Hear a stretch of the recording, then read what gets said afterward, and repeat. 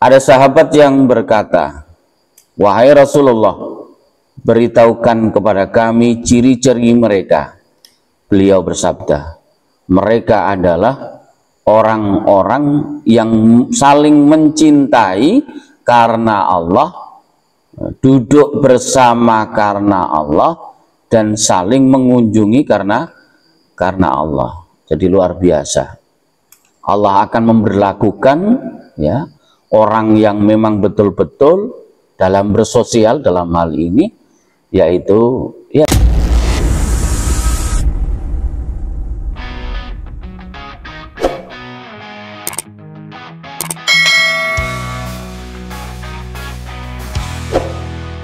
mari kita sholat, mari mencari kemenangan bersama Masjid Arumi. Kita sholat berjamaah, gerakan sholat berjamaah bersama Masjid Arumi, mencari ilmu agama agar kita bahagia dunia dan akhirat.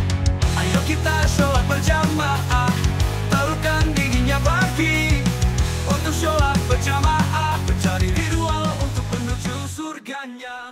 Bismillahirrahmanirrahim. Assalamualaikum warahmatullahi wabarakatuh. Alhamdulillahilladzi arsala rasulahu bil huda wa dinil haqq liyudhhirahu 'ala dini kullihi wa kafa billahi syahida.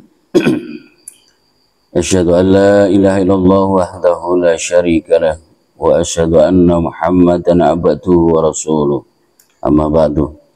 Segala puji bagi Allah yang telah mengutus Rasulnya dengan petunjuk dan agama yang benar, dan Allah memenangkan di atas segala agama. Kita bersaksi bahwa tidak ada sesembahan yang berhak disembah melainkan Allah yang tiada sekutu baginya.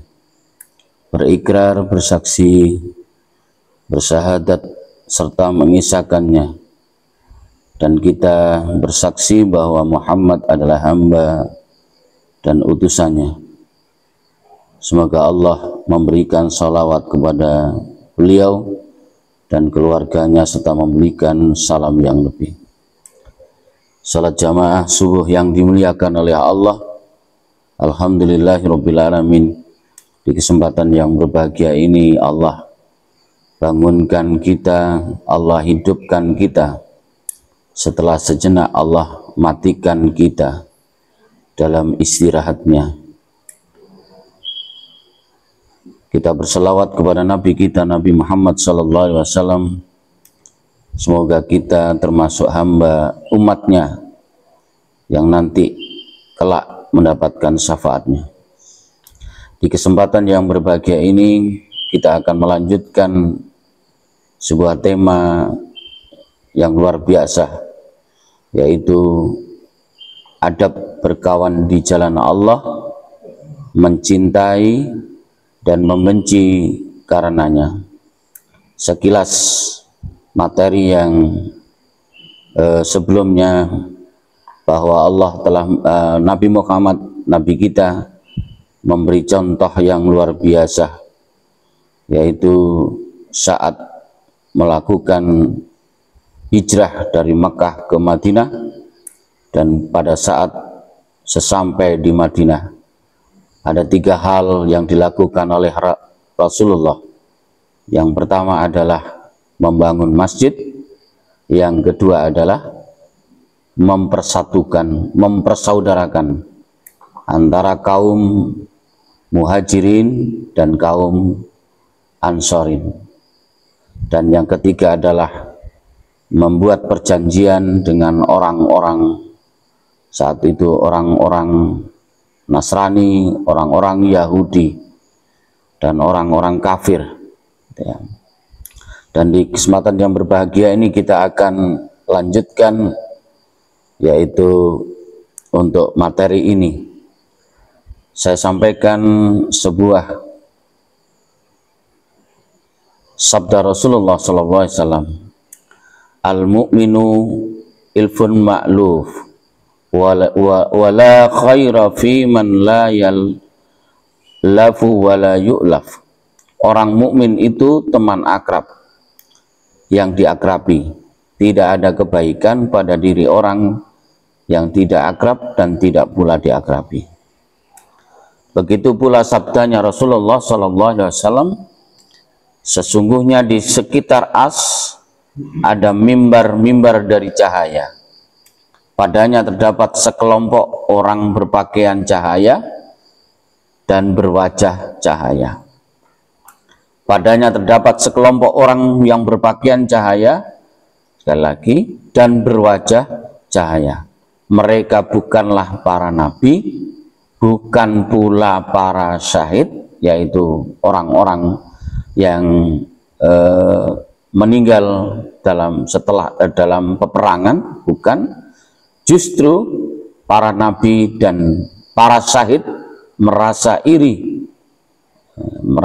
terhadap mereka. Ada sahabat yang berkata, "Wahai Rasulullah, beritahukan kepada kami ciri-ciri mereka." Beliau bersabda, "Mereka adalah orang-orang yang saling mencintai karena Allah, duduk bersama karena Allah, dan saling mengunjungi karena Allah." Jadi luar biasa. Allah akan memberlakukan ya orang yang memang betul-betul dalam bersosial dalam hal ini, yaitu ya duduknya duduk karena Allah, tidak karena apa-apa.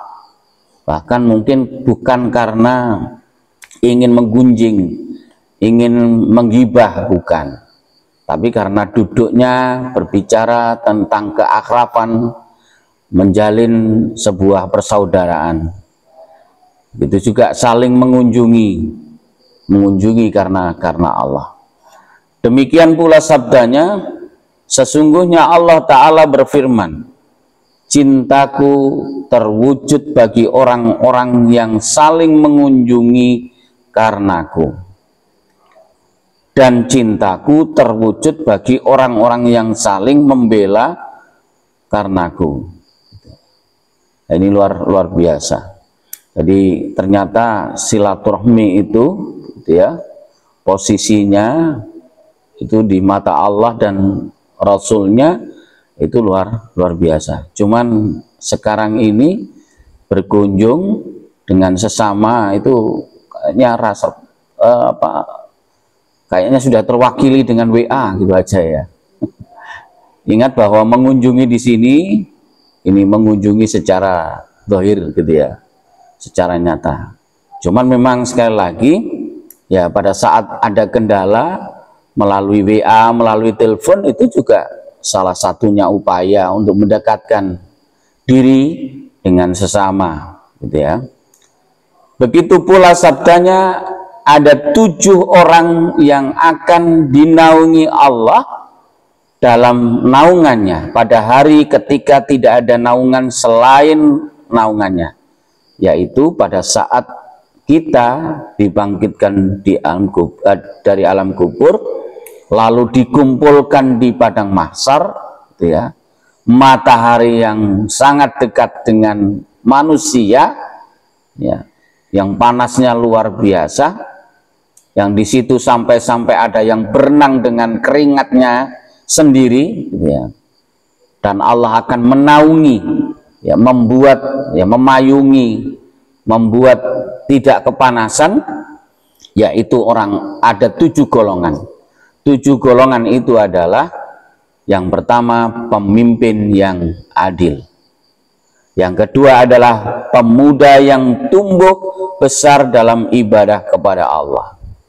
Ini ada Abi, ada Rizka, ada siapa? Vira, ada siapa? Lupa. Naya ya. Ini calon kalau bisa meneruskan sampai nanti menjadi pemuda, sampai menjadi orang tua, itu akan luar biasa. Dan akan dijamin, sekali akan dijamin nanti akan mendapatkan naungan di padang mahsyar. Tapi kalau sudah setelah SMP, Lembosi gitu ya, Pokoknya kalau ke masjid hanya sekedarnya gitu. Ya eman gitu ya, eman sekali gitu ya. Lalu orang yang hatinya tertambat pada masjid saat keluar darinya hingga kembali ke sana, ya, orang yang tertambat, ya, selalu berupaya untuk datang ke masjid melaksanakan sholat jamaah. Lalu dua orang yang saling mencintai di jalan Allah, ini yang masuk pada materi, yaitu dua orang yang saling mencintai di jalan Allah. Mereka berkumpul karena Allah dan berpisah karena Allah. Ya, mereka berkumpul dalam satu wadah GWK itu karena Allah. Gitu ya. Mereka ya juga kalaupun nanti itu berpisah, misalkan berpindah dan sebagainya, itu juga karena Allah. Karena kita tidak tahu, bisa jadi ditakdirkan ternyata pindah ke sini ke situ begitu ya. Ya, dulu saya di Kaliwates gitu ya. Setelah itu ternyata takdirnya pindah ke Kebonsari 10 tahun. Setelah itu ditakdirkan pindah ke GWK gitu ya. Lalu berikutnya orang yang mengingat Allah sendirian lantas air matanya berlintang. Artinya pada saat kesendirian ada sesuatu masalah, ada sesuatu mengingat akan dosa-dosanya, maksiatnya, lalu mengadu kepada Allah dan di situ dia menyesali sampai berlinang air matanya. Lalu yang berikutnya, yang keenam, laki-laki yang diajak oleh perempuan berkedudukan laki cantik jelita, lantas dia berkata, aku takut kepada Allah. Dan yang ketujuh adalah orang yang bersedekah secara rahasia, sampai-sampai bahasanya tangan kirinya, yang tangan kanan bersedekah, sampai-sampai tangan kirinya tidak tahu apa yang telah diinfakkan oleh tangan kanannya, sampai disembunyikan begini tangan kiri. Maksudnya itu tidak terlihat, tidak nampak, dan tidak ditampakkan kepada orang lain. Gitu. Ini apa ya istilahnya Ustaz Fikri? Kalau buat saya jadi bukan sekedar ini disembunyikan setelah itu begini, bukan. Tapi itu tadi tidak nampak oleh orang, hanya Allah dan dirinya yang tahu. Begitu pula sabdanya, seorang laki-laki mengunjungi salah seorang kawannya di jalan Allah. Lantas Allah menugasi satu malaikat untuk menemuinya dan bertanya, hendak kemana kamu? Lalu orang itu menjawab, aku hendak mengunjungi kawanku si Fulan. Malaikat bertanya lagi, apakah karena sesuatu keperluanmu kepadanya? Nah, karena keperluan sesuatu di sini, apakah sekarang karena kawanmu itu memiliki mangga yang sedang panen lalu kamu ke sana? Nah, bahasanya mungkin seperti itu. Lalu dia menjawab, tidak, bukan karena itu. Malaikat bertanya kembali, apakah karena suatu kekerabatan antara engkau dan dirinya? Kekerabatan itu karena ada nasabnya, saudaraan. Dia menjawab, tidak. Malaikat bertanya lagi, apakah karena suatu kenikmatan darinya? Sesuatu kenikmatan itu karena ada keuntungan yang bisa diambil darinya, misalkan. Jawabannya tidak. Akhirnya malaikat bertanya, kalau begitu untuk apa kamu mengunjungi dan mendatangi saudaramu itu? Dia menjawab, karena aku mencintainya karena Allah. Bah di sana mau disuguhi, bah di sana itu orang kaya maupun orang miskin, tidak peduli, karena ingin menjalin sebuah kekeluargaan. Malaikat pun berkata, sesungguhnya Allah mengutusku kepadamu untuk memberitahukan kepadamu bahwa dia di sini adalah Allah, mencintaimu karena cintamu kepada kawanmu itu, dan dia Allah memastikan engkau masuk surga. Jadi kadang sederhana ya, sederhananya tapi sulitnya luar biasa. Ya, hubungan sosial itu memang luar biasa dampaknya, gitu ya. Tapi ya godaannya sekali lagi banyak sekali. Nah, syarat perkawanan ini mungkin terakhir adalah didasari karena Allah dan di jalan Allah, sehingga bersih dari segala noda dunia, kepentingan-kepentingan tadi itu yang lain, atau mungkin ikatan materi. Faktor pendorongnya adalah hanyalah iman kepada Allah, bukan yang lain. Jadi bukan karena sesuatu. Mungkin itu yang bisa kita pelajari di pagi hari ini. Mudah-mudahan kita bisa ya selain hablum minallah, memperkuat hubungan kita dengan Allah, juga hablum minan nas, memperkuat hubungan dengan sesama manusia. Saya masih ingat pada saat saya tertabrak kemarin waktu di Gebang ya, di Gebang. Setelah itu saling berbagi nomor. Dan tadi malam itu dia WA menyapa gitu ya, Assalamualaikum Bapak. Setelah itu Waalaikumsalam, mampir Mas, Insya Allah Bapak gitu ya. Jadi sebenarnya kalau tertabrak dan ditabrak kan biasanya saling musuhan. Ternyata ini malah mengikat. Iya Pak, Insya Allah kalau nanti saya ke Durje, ke bengkel, saya akan mampir gitu. Jadi itu ya semuanya karena ada kesejukan hubungan gitu ya.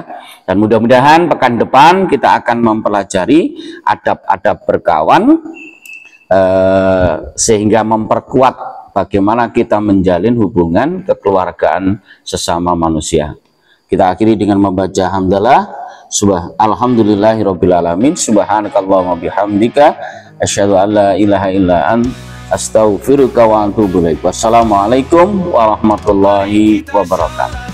Mari mencari kemenangan bersama Masjid Arumi. Kita sholat berjamaah, gerakan sholat berjamaah bersama Masjid Arumi, mencari ilmu agama agar kita bahagia dunia dan akhirat. Ayo kita sholat berjamaah.